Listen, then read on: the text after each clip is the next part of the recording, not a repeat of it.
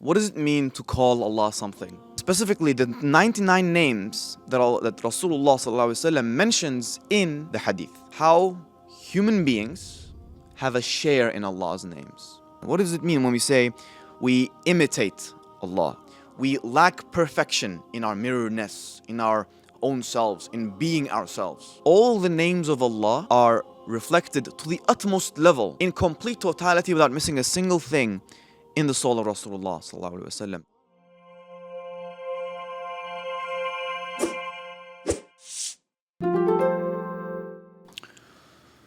أعوذ بالله من الشيطان الرجيم بسم الله الرحمن الرحيم الصلاة والسلام على رسولنا وحبيبنا وسيدنا محمد وعلى آله وأصحابه ومن اتبعه جميعا نويت التعلم والتعليم والتذكر والتذكير والنفع والانتفاع والإفادة والاستفادة والحث على التمسك بكتاب الله وسنة رسوله صلى الله عليه وسلم والدعاء إلى الهدى ودلالة على الخير ابتغاء وجه الله ومرضاته وقربه وثوابه سبحانه وتعالى. Wassalamu alaikum wa rahmatullahi wa barakatuh. Inshallah, I want to start as an introduction to a new series, inshallah, on the Esmaul Husna, the 99 beautiful names of Allah, that Rasulullah sallallahu alaihi wasallam himself explains in the hadith. Now, before we get into that, we have to first get our concepts down, get our definitions straight. What exactly is a name? What's an attribute? And what do we mean when we say asma wa sifat? Specifically, what does it mean to call Allah something? Call Allah a name? And what's the difference between a name and an attribute? And there's a huge amount of literature and things that our scholars have said about these topics. And among them, there are different approaches, right? You have the theologians who want to give a very metaphysical, very philosophical approach to defining what these things are.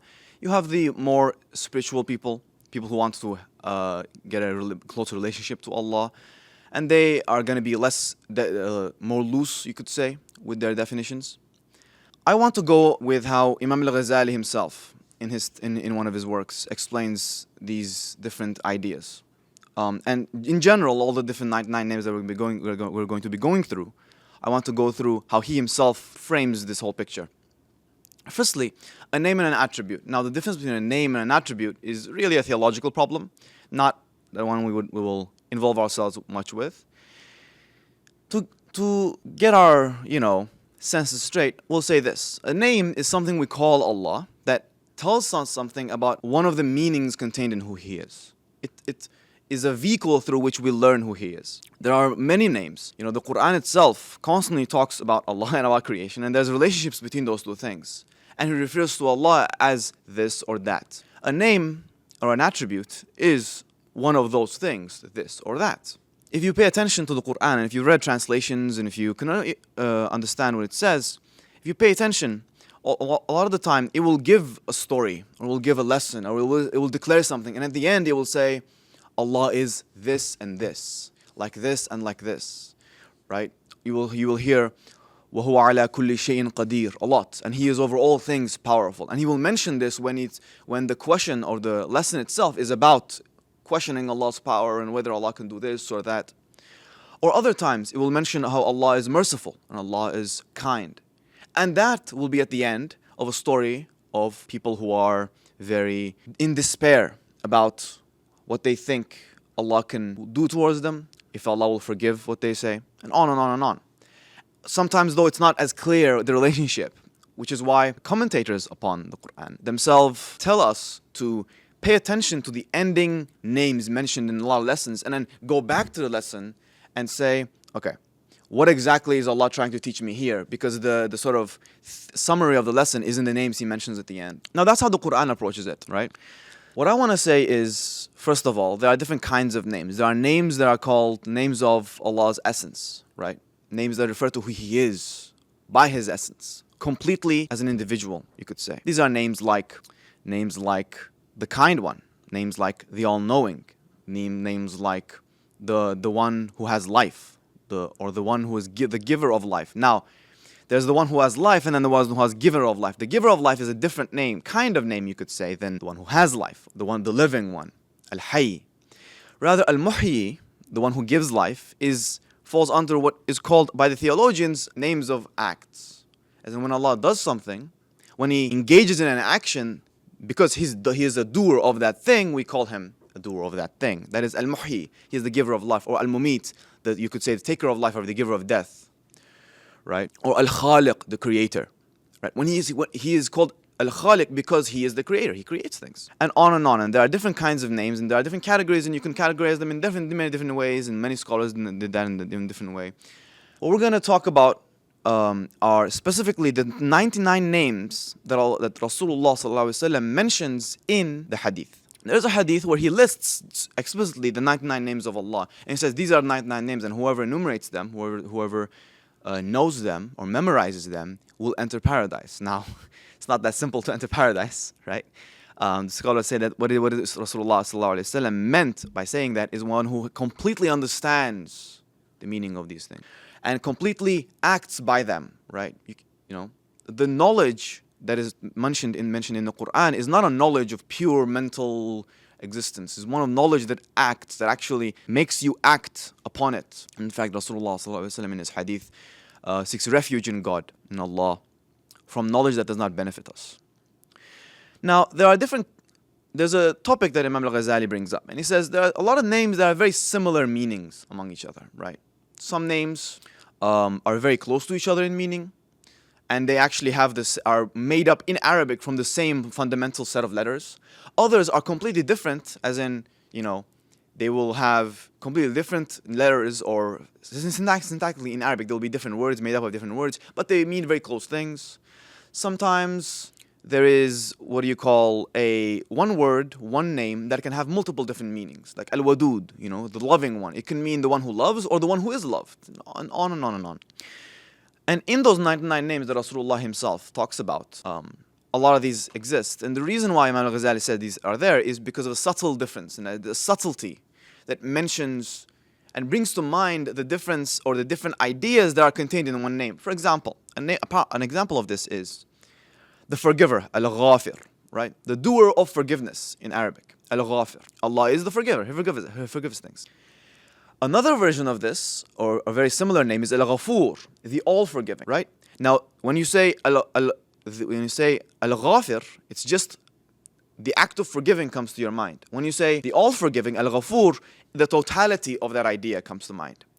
And what about Al-Ghaffar, which is the one who is full of forgiveness? Now, this is like sort of the extreme aspect of this. And every time you mention each of those things, a different subtlety arises. And this subtlety is not easy to notice or understand in the beginning. It takes practice, and it takes time, and it takes for these concepts to be,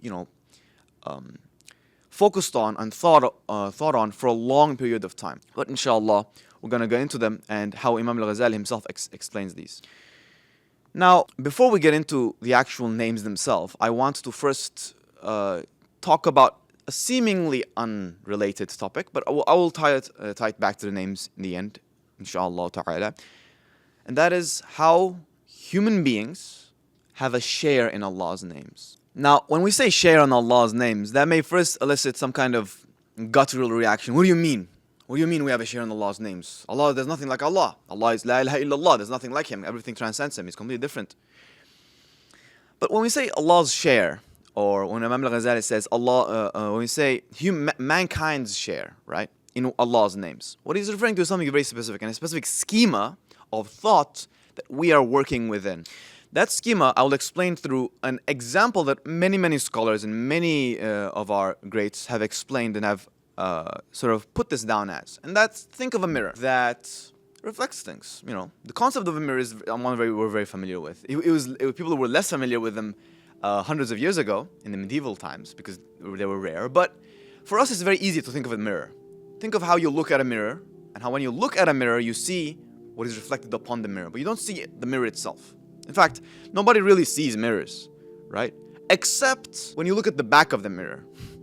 Only when you look at the non-reflective side of the mirror do you actually see the mirror itself. Otherwise, you're only seeing what the mirror is showing to you. This example is the perfect way you can understand what it means, sort of conceptualize of this one principle that many scholars have explained, and it's called at-takhalluq bi akhlaq Allah. It's to be adorned with the manners of God, right? What does that mean? What does takhalluq bi akhlaq Allah mean? What does it mean when we say we imitate Allah, or our perfection is through imitating how Allah is. Well, it's very simple.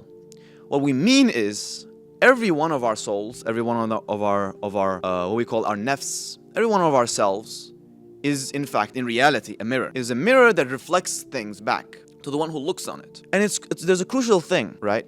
When a mirror reflects something and you look at the mirror and you say, wow, what a beautiful thing that is reflected in the mirror. You don't say, this beauty is the mirror's beauty. You say, this beauty that I see in the mirror is another thing's beauty, that it itself is reflecting to me. This analogy is how we should approach the names of Allah and adorning ourselves with the manners of Allah, right? As in, Allah, think of Allah as a source of light, and that is one of His names, An-Nur, the light. He is a source of light, and every ray that comes out of Him, out of His light, is one of those specific names of Allah. It's one of those specific attributes, one of the things that we say Allah is like. It's a sort of a tiny, tiny, tiny reflection of the full reality of the meanings that are contained in Allah's essence. That layered ray of light, that name, comes onto us and then reflects us back. And how well it reflects is the measure of how good you are adorning yourself with the manners of Allah. Takhalluq bi akhlaq Allah. And this is the sort of second aspect when we come to this analogy, is that not every mirror is perfect. In fact, back then, and I say back then, I mean like 1,000 years ago, mirrors were not very common, right? Pure mirrors were not very common. People would have mirrors, but they were very sort of unpolished mirrors. They would not reflect properly. They would like morph the image, or they would completely not reflect certain colors. Like, you know, there are mirrors and there are levels of how perfect a mirror can be, right? Like windows become mirrors at night because there's no light coming from the outside, and the only one is coming from the inside. So actually, all our windows become mirrors at night.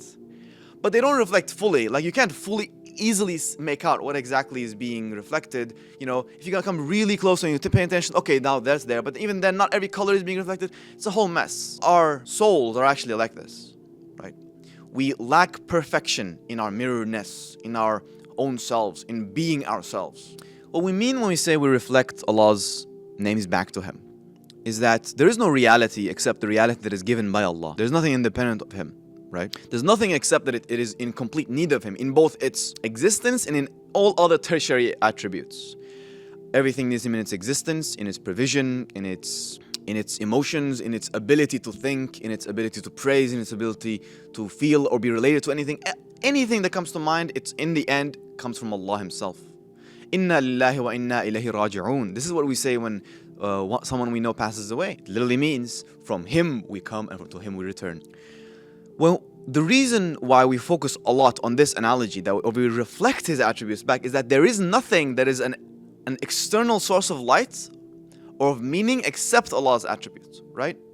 When we say this person is beautiful, he reflects Allah's beauty back on creation. What we're saying is, this person is beautiful, but his beauty is not from him. His beauty is fundamentally in every aspect from Allah. And He only serves as a mirror that reflects it back to us. This concept seems very simple, and it is very simple. But to fully understand to such a level that you see everything as a mirror instead of as its own source of light takes a very long time. It's very, very hard, right? To see everything as if it was a mirror. To see everything, but once you see something, to attribute what you see from it to Allah back. This is fundamentally the most important aspect when it comes to understanding the names of Allah.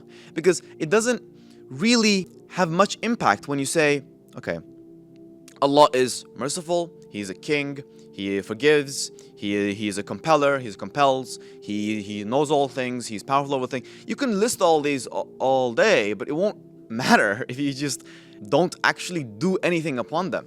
So what Imam al-Ghazali in his discussion does of these names of Allah, he specifically says the actual meaning, and then at the end he says, here's a counsel. If you want your share in this meaning, then you have to do this. And this is what it means to fully reflect this attribute, to fully be like this, to fully reflect this name, to fully be polish yourself in this sense. As in, you have a mirror that's unpolished, it's dirty, it doesn't reflect fully. If you want it to reflect fully, you have to polish it. And the polishing, of course, happens through spiritual practice and training. And of course, the only one who has a perfect mirror is the prophets. And among them, the most perfect of them is Rasulullah sallallahu alaihi wasallam, right?